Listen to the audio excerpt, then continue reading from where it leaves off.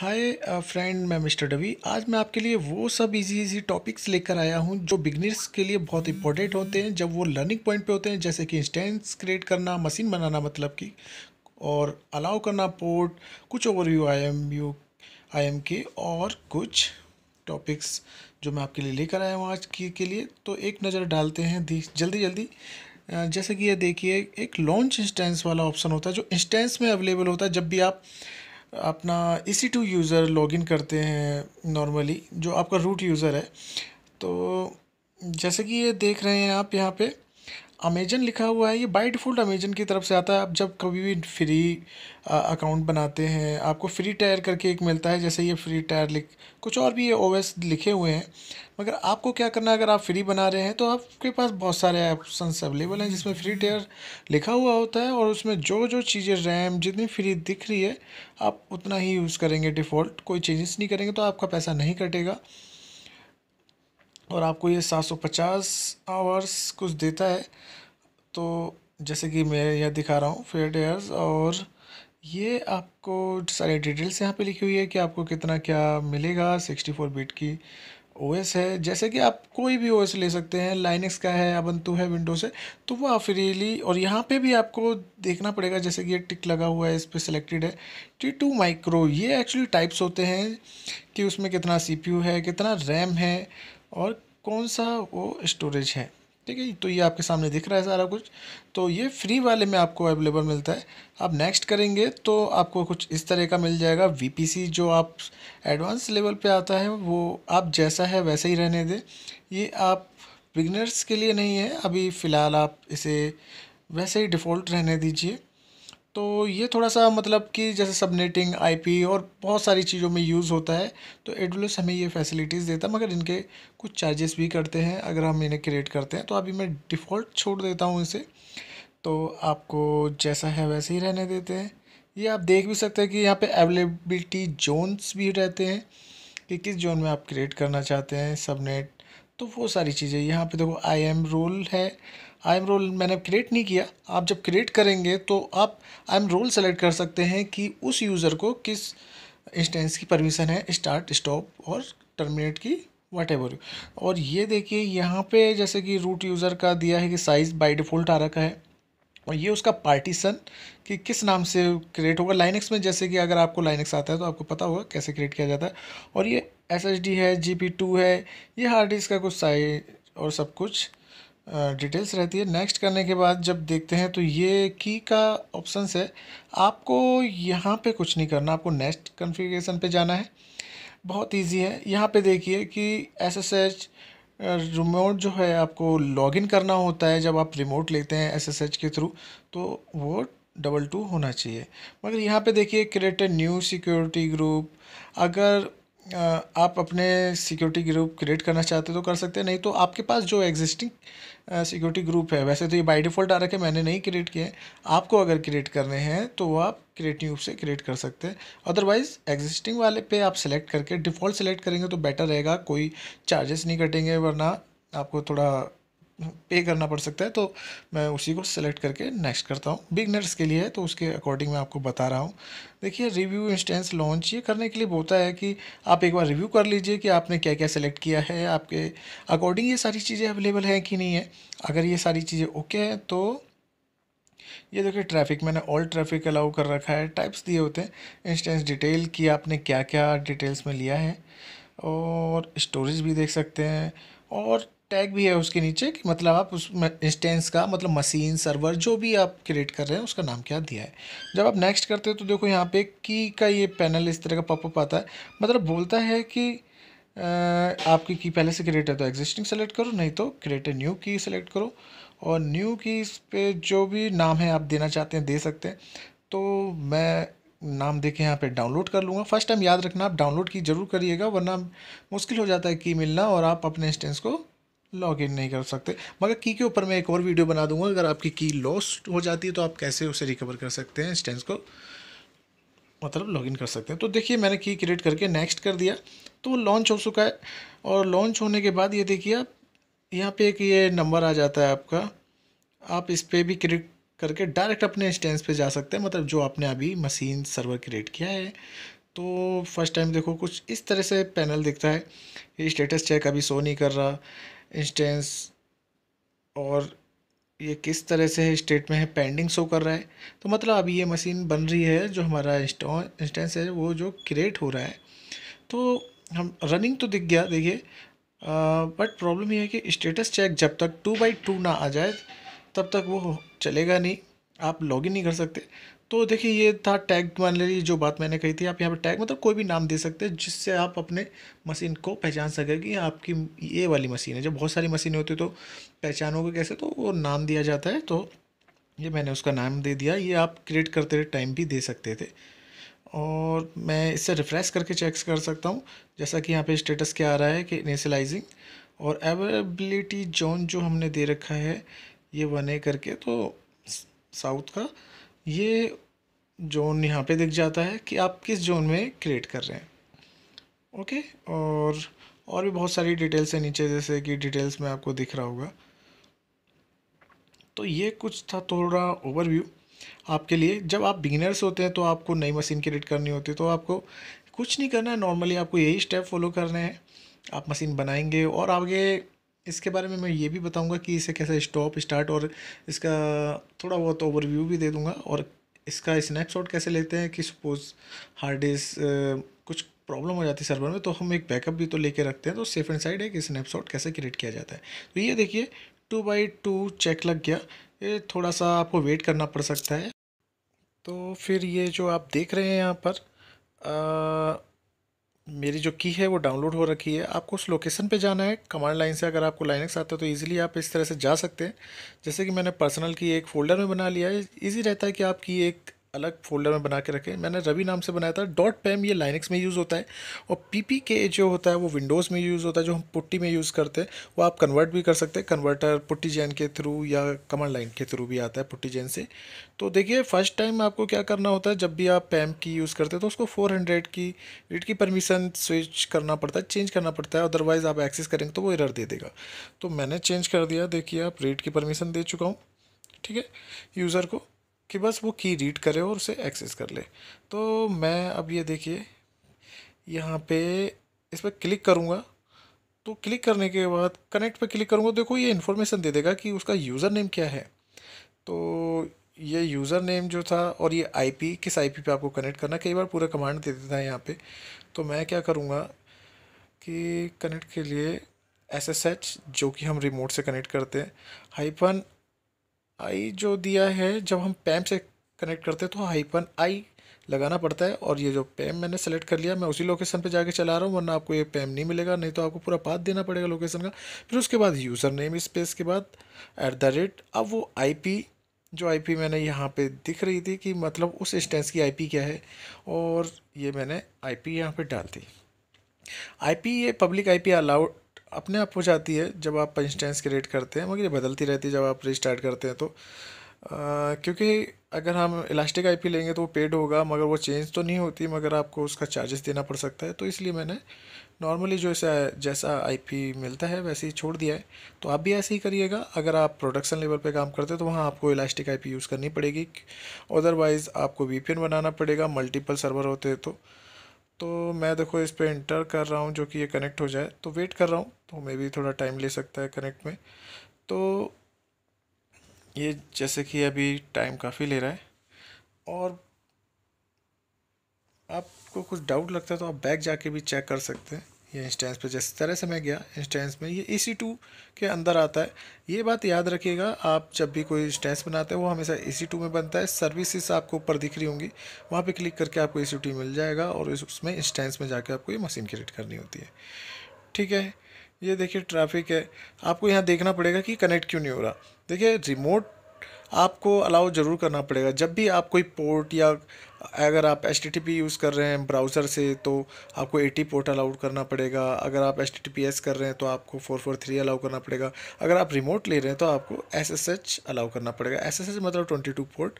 जैसा कि देखा कि वो नहीं हो रहा था। यहाँ पे बहुत सारे ऑप्शन होते हैं कि आप अगर किसी पार्टिकुलर IP मतलब से अलाउ करना चाहते हैं तो वो दे सकते हैं, नहीं तो 00 का मतलब होता है कम्प्लीटली सबको अलाउ, एनी मतलब एक तरह से समझ लो कि कोई भी एक्सेस कर सकता है। मगर वो सिक्योर नहीं होता। तो आप अगर कंपनी में हैं तो आप वहाँ पे पार्टिकुलर अपने कंपनी का आईपी वहाँ पे मेंशन कर दीजिएगा, जिससे कि सिर्फ आप अपना ये जो सर्वर है कंपनी से ही एक्सेस कर सकते हैं, बाहर से कोई एक्सेस ना कर पाए। तो दोबारा से मैं रिमोट अलाउ करता हूँ, देखिए तुरंत हो गया। रिमोट भी कैसे ऐसे से ज़्यादा मैंने जानबूझ के ये रोक रखा था कि आपको दिखे कि ये किस तरह से काम करता है। ये यस करेंगे फर्स्ट टाइम जब कनेक्ट करते हैं तो यस के लिए पूछता है वो कैसे इसका सेव करता है पूरा एंट्री होस्ट फाइल में। तो ये हो गया। अब देखिए आईपी दिखा रहा है, ये एक्चुअली प्राइवेट आईपी होती है। जब भी हम इंस्टेंस क्रिएट करते हैं तो उसे पब्लिक और प्राइवेट आईपी अलॉट होती है, राइट। तो आप अगर डिटेल्स में जाएंगे तो देखिए ये रही है इसकी प्राइवेट आईपी और पब्लिक आईपी से हमने एक्सेस किया था। मगर प्राइवेट आईपी बाहर से एक्सेस नहीं होती जब तक कि आप वीपीएन सर्वर ना बना दें। वीपीएन सर्वर क्या होता है कि हम मल्टीपल सर्वर बनाते हैं, सबको पब्लिक आईपी नहीं दे सकते। ज़्यादा public IP elastic IP allot करेंगे तो हमें ज़्यादा चार्जेस लगेंगे। तो इस केस में हम क्या करते हैं, एक वीपीएन सर्वर बना देते हैं, एक वीपीएन क्रिएट कर देते हैं जो एसएसएल वीपीएन होता है, जिसके थ्रू आप उसके नेटवर्क में आ जाते हो, आप उसके कोई भी सर्वर यूज़ कर सकते हो और आपके इलास्टिक आईपी का चार्जेस भी नहीं कटता। तो ये बहुत अच्छा सिनेरियो रहता है कि कंपनी में मोस्टली ऐसे ही यूज़ किया जाता है। तो जैसे कि अब मैं आईपी देख रहा हूँ, यहाँ से भी आईपी चेक कर सकते हैं कि उसकी आईपी क्या है, ठीक है। तो यहाँ तक तो आपको दिख गया कि मैं उस सर्वर पे एक्सेस कर चुका हूँ और आईपी चेक कर ली प्रॉपर तरीके से। बाकी आप और थोड़ा डीपली पढ़ना चाहेंगे तो आपको एडवांस मेरी आने वाली नेक्स्ट वीडियोस देखनी पड़ेंगी, तो मैं उसके लिए भी बता दूंगा। और दूसरी चीज़ है कि स्टोरेज आपको चेक करना है। स्टोरेज क्या होता है कि आप कभी कभी आपको क्या करना होता है कि बढ़ाना है घटाना है, तो आप यहाँ पे वॉल्यूम आईडी से मतलब जो स्टोरेज का नाम है वहाँ पे जा सकते हैं और यहाँ से भी देख सकते हैं स्नैपशॉट वॉल्यूम, बहुत सारे ऑप्शंस रहते हैं। अगर वॉल्यूम पे क्लिक करोगे तो आपको देखो इस तरह से कुछ वॉल्यूम आ जाता है। यहाँ पे ये लिखने का नाम टाइप का आ रहा है ना, आप इससे इसका नाम भी दे सकते हैं। और अगर आपको इसका स्नैपशॉट करना है क्रिएट, मतलब बैकअप लेना है कि इन केस आपका सर्वर कुछ गड़बड़ होता है तो आप स्नैपशॉट से वापस क्रिएट कर लें, तो वो भी मैं आपको नेक्स्ट वीडियो में बता दूंगा। मगर आपको स्नैपशॉट तो चलो मैं ओवरव्यू आपको दे ही देता हूँ। तो यहाँ पे देखो अभी ब्लैंक है, कोई स्नैपशॉट नहीं है, फर्स्ट टाइम बना रहा हूँ फ्रेश एकदम। तो वॉल्यूम मेरा एक ही है, ये 8 GB का। तो आप ऐसे चेक भी कर सकते हैं, उसको नेम भी दे सकते हैं, मैंने नाम नहीं दिया है।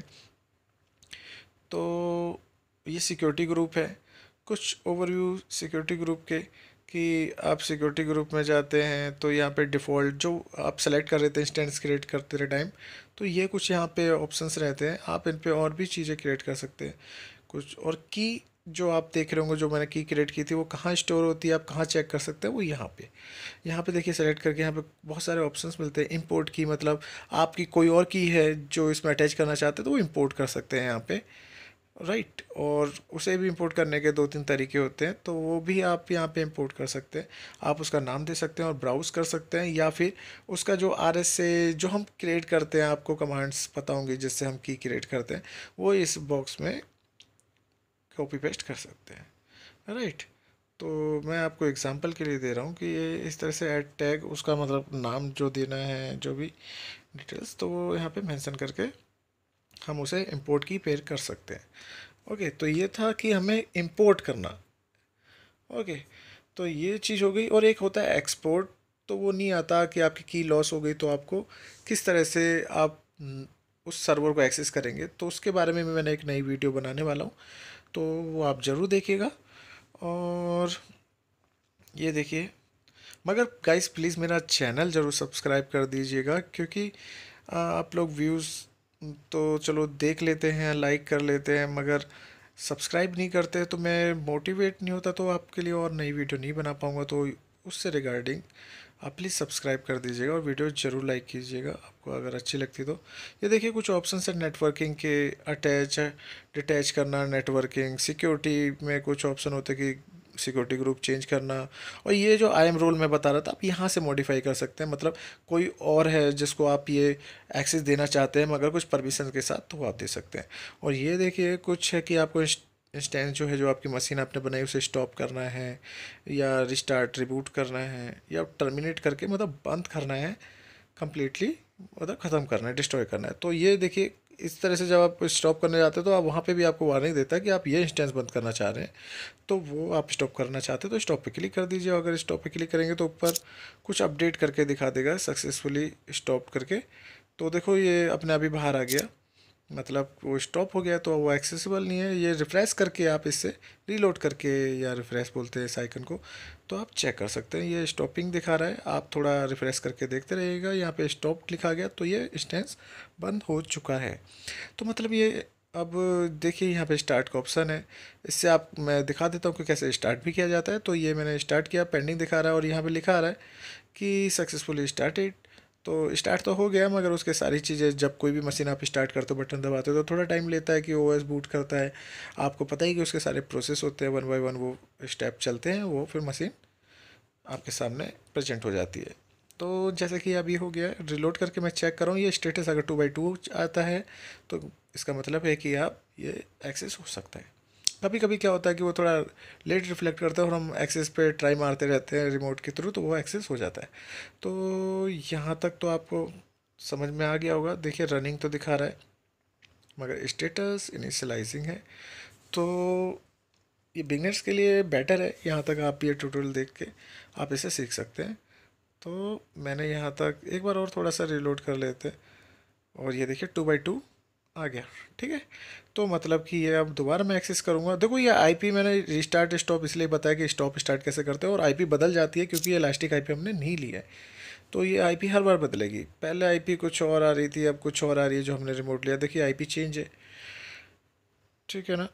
तो ये स्टॉप स्टार्ट से आपको ये भी पता रहेगा कि आपकी आईपी बदल जाएगी।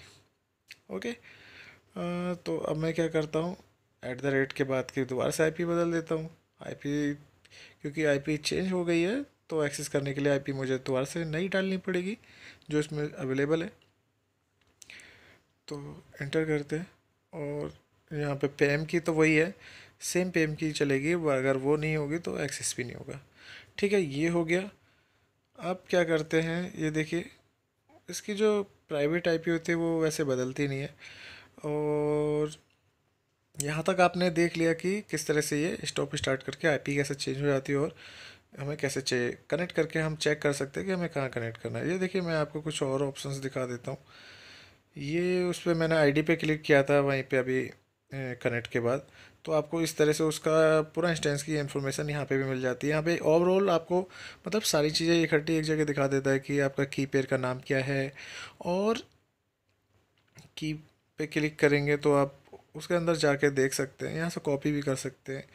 और मैंने क्लिक किया तो देखो मुझे यहाँ पे मेरी की दिखा रहा है कि ये की मेरी क्रिएटेड है। अगर मैं इससे रिलेटेड कुछ करूँ, एक्शन पे जाके इंपोर्ट की पेयर ये अलग है, डिलीट करना है तो डिलीट कर सकता हूँ, और क्रिएट करना चाहता हूँ तो यहाँ पे क्रिएट कर सकता हूँ। और ये देखिए क्रिएट करते वक्त आपको दो ऑप्शन मिलते हैं, पैम और पीपी के। मैंने बताया था पीपी के विंडोज़ में पुट्टी में यूज़ होता है, और पैम जो होता है वो लाइनक्स में यूज़ होता है एसएसएच में। मगर पैम वैसे हम विंडो में भी यूज़ करना चाहे तो कर सकते हैं, मोबैक्स करके एक आता है, उसके थ्रू भी पैम यूज़ हो जाता है विंडो में। तो इस तरह से देखो क्रिएट भी कर दिया मैंने नया, और इसे सेव करूँगा तो मेरे सिस्टम में ये की सेव हो गई।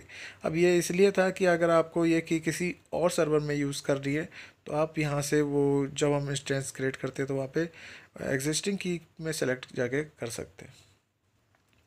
तो ये हो गया इंस्टेंस, और ये कुछ चीज़ें थी यहाँ पे मैं दोबारा दिखा दूँ कि इस तरह से आपको दिख रहा था ये पीपी के, ये एक एक चीज़ यहाँ पे कनेक्ट, यहाँ पे एक्शन, यहाँ पे इंस्टेंस स्टॉप स्टार्ट, यहाँ पे एक्शन में आपको बहुत सारे ऑप्शंस मिलते हैं। ठीक है, टेम्पलेट, ये इमेज टेम्पलेट क्या होता है, जैसे कि आपने कोई सर्वर बना दिया, आपने उसमें बहुत सारी चीज़ें इंस्टॉल कर दी, तो आप उसका एक इमेज बना के रख लेते हैं कि नेक्स्ट टाइम आपको सारी मशक्क़त मेहनत नहीं करनी पड़ेगी, बहुत सारी चीज़ें बनानी पड़े, तो डायरेक्ट आप वो इमेज से आप वो पूरा का पूरा नया सर्वर बना सकते हैं, ईजी हो जाता है। ये भी चीज़ें काम की होती हैं, टाइम भी बचता है और चीज़ें भी इजीली बच जाती हैं। ठीक है, तो ये बहुत सारी इन्फॉर्मेशन आप इसे पढ़िएगा जब आप अकाउंट बना लेंगे। इस पर आपका डेबिट क्रेडिट कार्ड उसमें यूज़ होता है, इन्फॉर्मेशन के लिए कटता नहीं है, मगर आप बना के ऐड कर सकते हैं, 1 साल के लिए रहता है फ्री। बस कोई सर्विसेज मत यूज़ कीजिएगा, इलास्टिक आईपी, वी वीपीसी और S3 बकेट, इस तरह से चीज़ें यूज़ ना करें तो, और फ्री वाला ही सर्वर लेना है आपको, वरना आपके चार्जेस कट सकते हैं। तो ठीक है, इस तरह से जैसे मैं आपको इन्फो पे क्लिक करके चेक कर रहा हूँ, तो इस तरह से आप भी इसकी थोड़ा सा आप इस पे मतलब और ज़्यादा डीपली आप इसका लर्न कर सकते हैं यहाँ पे। तो ये देखिए VPC और ये इंस्टेंस कैसे कनेक्ट होता है, तो ये सारे ऑप्शंस आपको इसके अंदर मिल जाएंगे। और जहाँ तक ये देखो टैग, ठीक है, उसका जो आई एम रोल, आप देखो यहाँ पे टैग नेम क्या देना है, वो सारी चीज़ें यहाँ पे रहती हैं। डिटेल्स में डिटेल्स मिल जाती हैं उससे रिलेटेड। तो ये आपके लिए, अगर आप मतलब इसे डीपली एक एक पॉइंट को अगर आप पढ़ेंगे देखेंगे तो आपको पता चलेगा कि ये कितना इम्पोर्टेंट है और किस हम इसमें क्या क्या और चीज़ें चेंज कर सकते हैं। आपको ये थोड़ा नॉर्मल लग रहा होगा, जब आप प्रोडक्शन लेवल पे या कहीं काम करोगे तो आपको रियलाइज़ होगा इन चीज़ों का कि ये बहुत इंपॉर्टेंट टॉपिक्स होते हैं इसके अंदर के। और वीडियो मैं यहाँ पे बंद करता हूँ। प्लीज़ मेरा चैनल मगर सब्सक्राइब जरूर कर दीजिएगा। Tata bye bye.